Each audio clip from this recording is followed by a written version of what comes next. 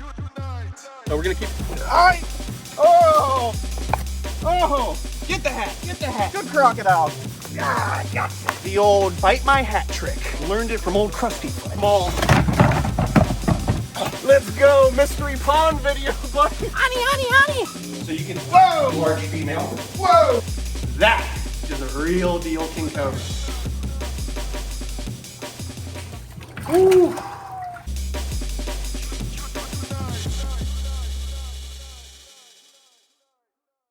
What is, oh, God, ow, why, ow, what's going on, beautiful people? Welcome back to my wildlife. I might be hemorrhaging a little bit, but it's not a big deal. So today we're dealing with Justina, my female Indonesian king cobra, world's biggest venomous snake.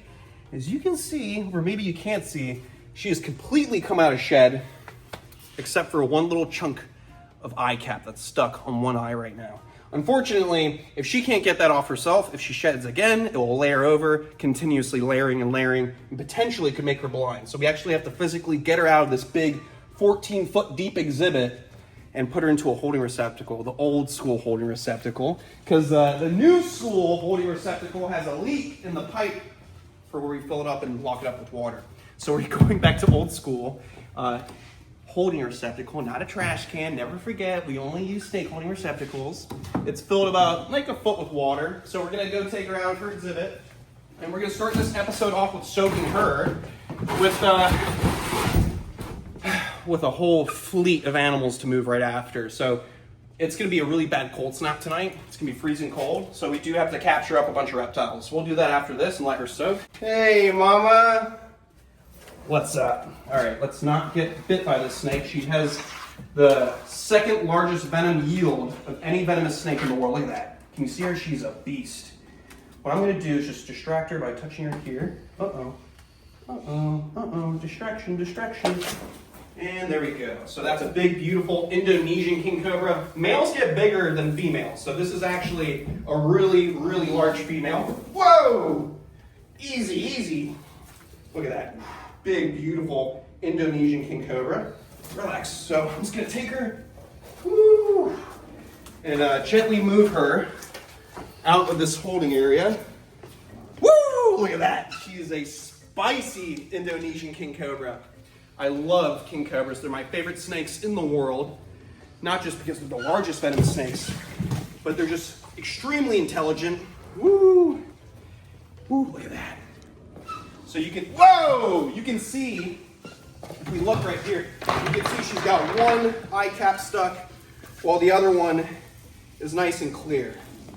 So I'm just gonna get her into the holding receptacle, and we're gonna try to secure her in here and let her soak while we go around the property and take care of everything for the cold snap.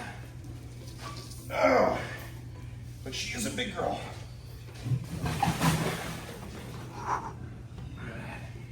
You hear her growl? She is a tough king cobra. Shakir. All right, now I gotta get something heavy and put it on top of this real quick. My big bite protocol. That should hold her in there. Don't worry, it's a snake-proof room too. I love this guy. Big, beautiful Nile crocodile, Cuban crocodile hybrid that I used to work with when I was a kid. Their water source is actually fed by an artesian well, so these crocs already have that warm water that's going to keep them alive during the winter. So we don't have to deal with them. We really just need to take all these smaller crocodilians out because we don't want to run the house well on every single little exotic crocodilian, because if we do that, then we're going to end up drying out the well, and that's going to be a bigger issue. Oh, don't bite me! Look at this. We got the little broad-snouted caiman. So this is my only confirmed male broad snout for Bridget, the female broad-snouted caiman. And just to save that water, we're gonna put them inside the tote and put all these little totes with the crocodilians in the snake house because it stays heated to keep these guys nice and toasty throughout the cold nights. At least for tonight, because tonight is dropping down into the 40s and I do not want to take the risk of having my broad snout in that nasty, nasty temp. Relax, you're so cranky. And then we're gonna catch up all these young American crocs. We got some American crocs in here. We're gonna leave the American alligators alone because American alligators and Chinese alligators can handle, yeah, you can handle it. You hear them pissing at me. They can handle winters, and they do deal with snowy weather in America and in China. All right, now we got the smaller group of American crocs, which honestly, they're not that much smaller than the big group. They just had to be separated just so we didn't have any issues with them. Oh, I hesitated. No, that's what happens when you hesitate. I am gonna start draining some of these tubs too, because we wanna fill it with nice warm toasty water when we put these guys back after the really cold nights. Bada bing and bada boom. Let these bad boys drain out, nasty water. Oh, he's getting big. This guy got huge. Woo, look at that. So I actually got this West African crocodile from Wild, Florida, where a bunch of my buddies work. And look how much bigger this croc got. I've had this croc for probably like a year and a half or so, maybe 2 years. And he's become a little tank of a West African crocodile. It used to be recognized as Nile crocs, but they realized that they are genetically different. So this is its own species entirely. And what's cool is the West African crocodile is actually the same species that the Egyptians used to keep as pets in Egypt. So they would actually get these guys, transport them, and keep them at the pyramids as pets. There we go. Oh, this is probably the feistiest of all the little American crocs I've got. There's always one in a group that's really cranky. We'll put the cranky one in this one. Relax. You gotta have eagle eyes. Come look at this. What do you see? You don't see anything right here, baby, because you ain't trained like an eagle like me. But if you look, you got a big old crocodile hiding right underneath right on the surface of the water, the skin of the water. Little, oh!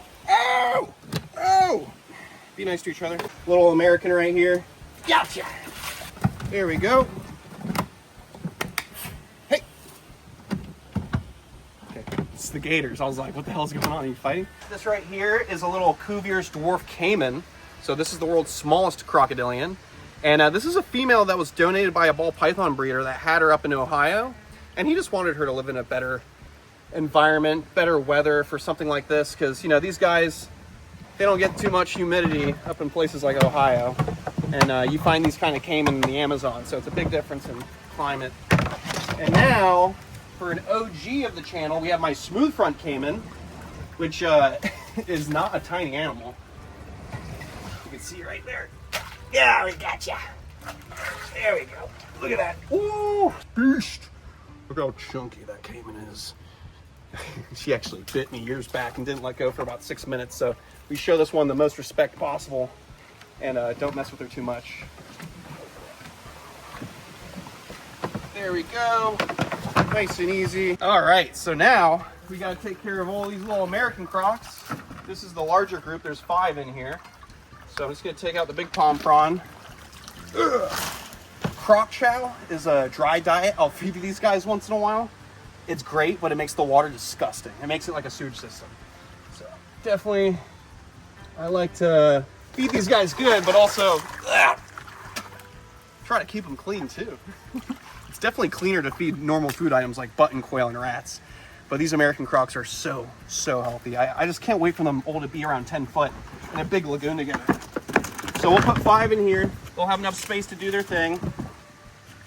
And if we get like a steady week to maybe 2 weeks of cold weather, then they're not gonna stay in totes. We're gonna just end up setting up tubs indoors so they can keep hydrated and warm. Come on. Come on, kitties. Come on, kitties. Come on, kitties. Gotcha. Yeah, I gotcha. And you. Gotcha.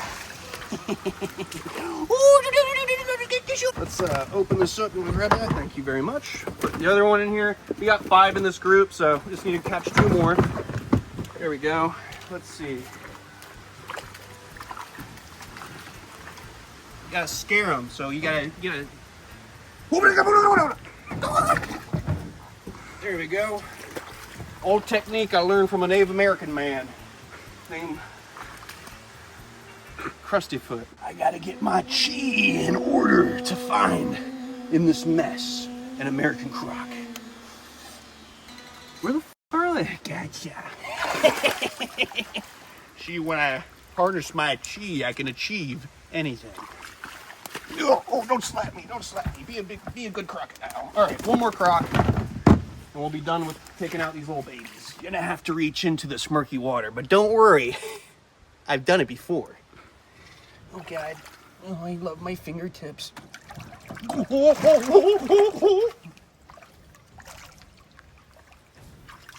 Gotcha! You little squirt. Wow, these guys are thick. All right, last American croc, one of the biggest in this little group. And they're all gonna hang out in there for the next day or so while I assess the weather. Because if there's one thing you have to do as a reptile keeper in Florida, is you have to assess the weather. It's gonna get cold tonight. All right, beautiful people, we're gonna go get Anakin, the saltwater crocodile. Unfortunately, the water is dark and he's not on land, so I'm gonna have to net him. I see him actually right there. He's definitely gonna be shy. He's not too happy. I had to catch him a few months back and he's been pretty shy with me, but if we net him a certain way, we should be able to. Yeah, no, he just got out of the net. Just gonna do the simple scooping of crocodilosporosis. That's what I'm talking about, baby. Let's go, mystery pond video, buddy. Look at this guy. He is a little tank. Bah! There, we got you right here, salty boy. And you know what? He's grown a lot since the last time I handled him. Whoa! Honey. Oh, look at him. Whoa. He's not a little, baby anymore. He's actually a big, thick saltwater croc. Look at that. That is awesome. I remember when I picked this guy up, he was a little guy. Oh, I feel him pivoting. Woo! You are just problematic, huh? Oh my goodness, he's grown so much, guys. That is crazy how much my salty's grown. Oh, I love him. I wish we didn't have to handle him, but just to reduce all this well water flowing out and not dry out the well, we're gonna put him in the snake house so he stays nice and toasty. Whew, and I'm sure you guys are probably thinking to yourself, oh, what's Chandler gonna do when that crocodile is 15 feet? Well, by then he'll be in his real exhibit where he'll have groundwater set up in a nice big natural exhibit with his well water flowing through 24/7 year round. So in the future, just like Miss Toothy and Aries, we won't have to worry about him. But right now while he's small and he's in an artificial tub, we want to make sure he stays nice and toasty. Don't want to take the risk with one of my favorite animals. Speaking of favorite animals, Guapo!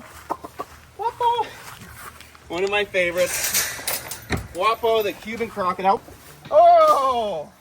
He might start leaping at us. Oh! Get the hat! Good crocodile! Ah, gotcha! The old bite my hat trick. Learned it from old Krusty Foot. Whoa! Oh! I love to see my crocodiles getting big. It's so exciting. Yes, Bagoy, he is over 4 feet now. Ah, sexy Cuban crocodile. Look at that. Woo! So cool, especially because this guy was very small.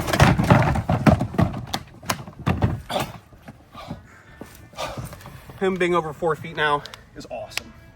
Let's go get my hat. I'm so happy the hat trick worked because I got a little secret for you guys. Old Krusty Foot's not a real person. Got a little pump action for my saltwater crocodile and Cuban crocodile, and that's how I stay jacked. And I do a lot of trend. No, I'm kidding. I don't do anything. Come on, watch your foot. Watch that little lip right there. So now we have JJ, the African dwarf crocodile. You can see her water is like crystal clear because I flow the water out of here, so she has like a whole creek with that warm well water. But we're trying to reserve the water. You can see she's right there.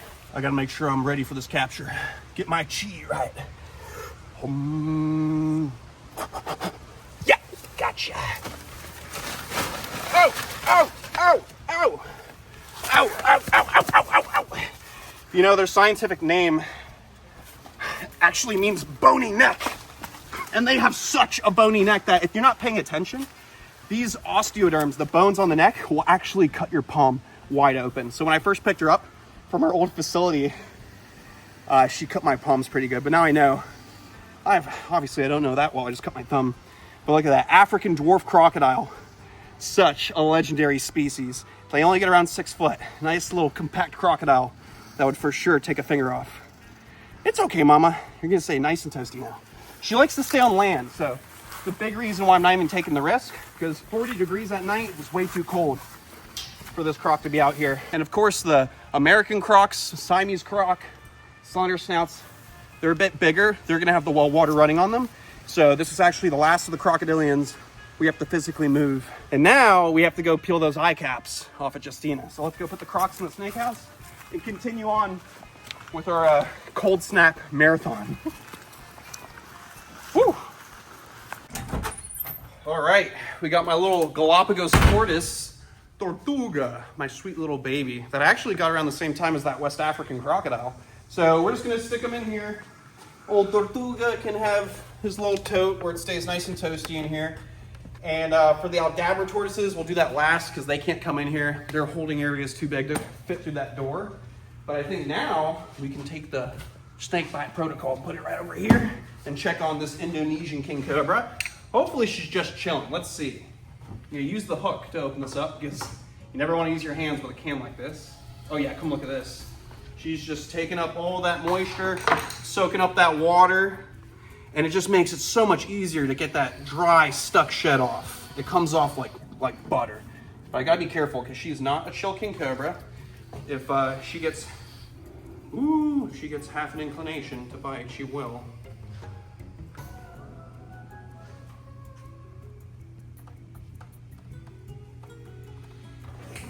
Ooh. There we go. Gotta watch out because she's very slippery. I know, Mama, I know. Look at that. So she's got that stuck eye cap right there. Can you see it? We're gonna go low. There we go. Get that head chunk off right there. Switch hands really quick. Really dangerous to be switching hands, but gotta make sure I'm comfortable doing this because it's so sketchy. See that eye cap? We're just gonna gently rub it to the side. Can you see? Ah! Now she sees the world for all of its beauty. Just gonna let her come out. Ooh, look at that. That is a real deal king cobra. I love my king cobras. Whoa, Mama, come on. We're gonna put her right back in her enclosure. So her enclosure's nice and clean now. She can go back to doing what she was doing. Look at that. That's a real venomous snake. Woo-wee! World's biggest venomous reptile, with a venom yield so large, they are ranked the second largest venom yield in the world behind the gaboon viper from Africa. And she's a big girl. They get way bigger than this though. She's probably like a 12, maybe 13 foot king cobra. And there's a record that's over 19 feet long from a zoo in the UK.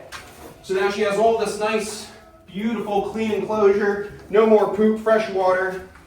Thank you so much. I love you, Mama. I'll see you later.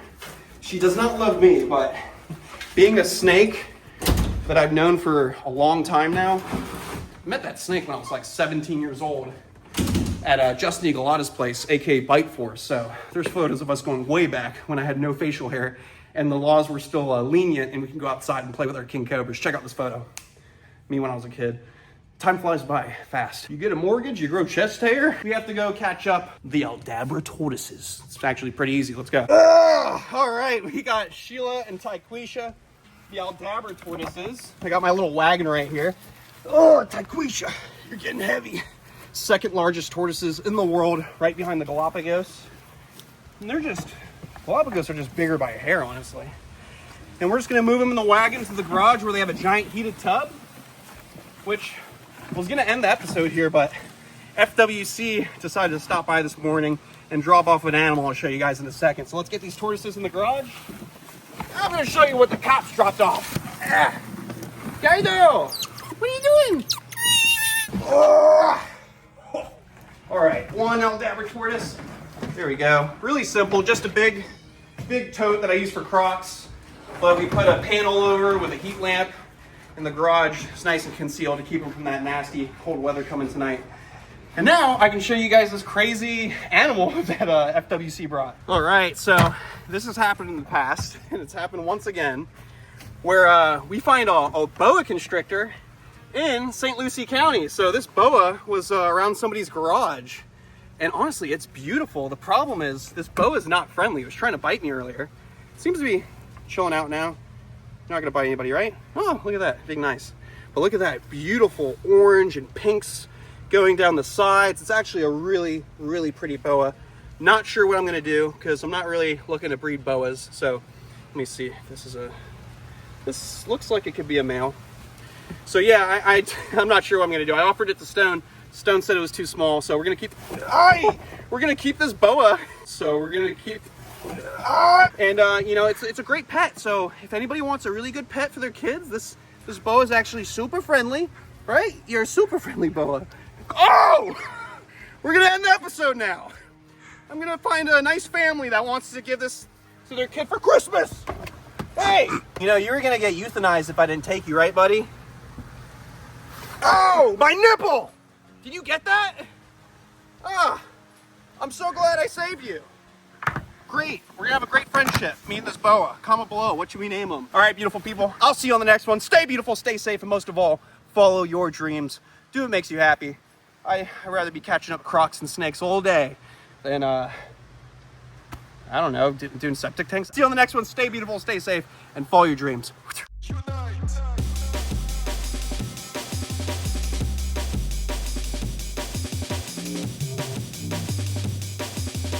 Small, so we're gonna keep.